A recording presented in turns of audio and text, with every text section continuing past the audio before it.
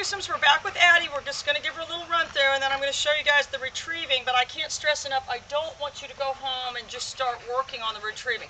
She's going to have to show you that she can do all this other stuff. But she does love the retrieving.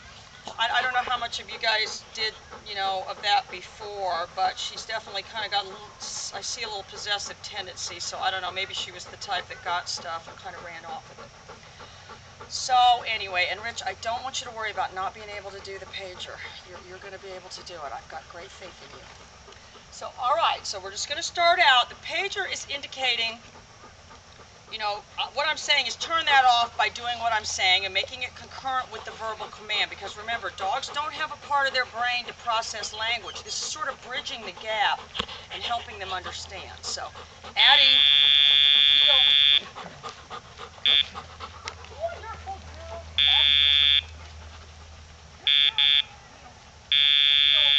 Good.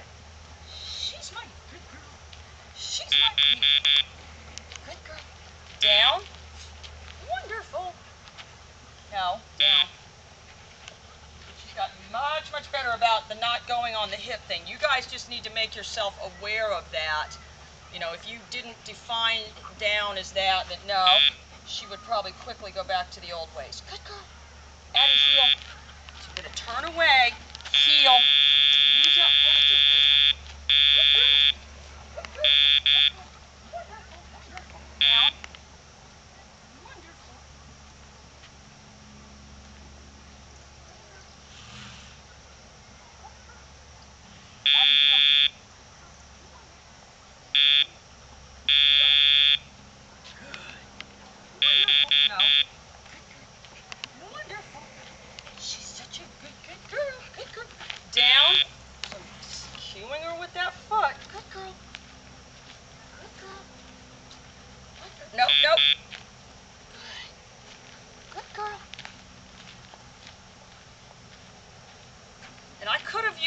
Right there to get her to go down, but more important that something happened, because timing is everything in dog training.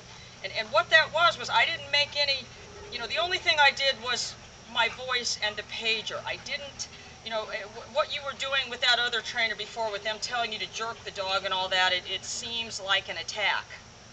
I mean, how could it not? If someone, had something on your neck and was jerking and jerking and jerking it, this would be your perspective, and that wouldn't be good. All right, so just go back one more time. Addie, good girl. Good girl. Heel. Wonderful. Good girl, good girl, good girl, good girl.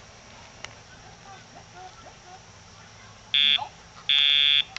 Wonderful. She's my good girl. Good girl, good girl. Down. Wonderful.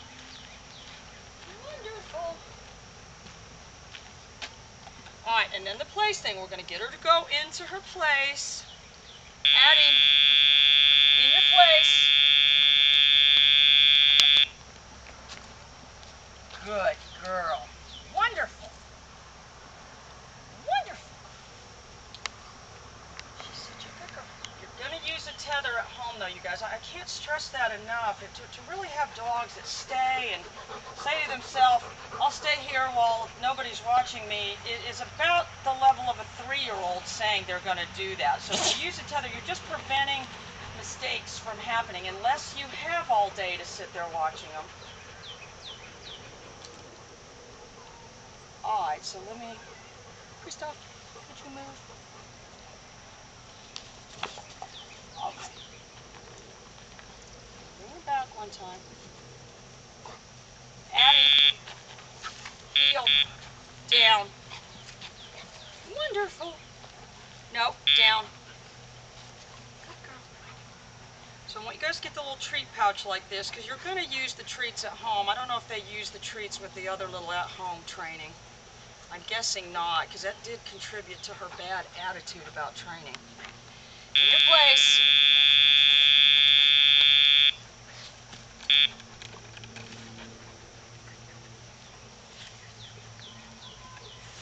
So then, when I can't be watching her, put the little tether on her. In. Do you see how that prevented her from coming towards me? Down. I want her to be over on the hip. No. Down. Good girl. Good girl. Because what we wouldn't want is the dog to come to us and ever get a correction. That's why you don't want to teach a dog to stay, walk away, and call it to you all the time. Because if it made the mistake of coming when you didn't want it to and you had to say no, that would be bad. Anyway, guys, we're going to be right back with Addie's retrieving. See ya.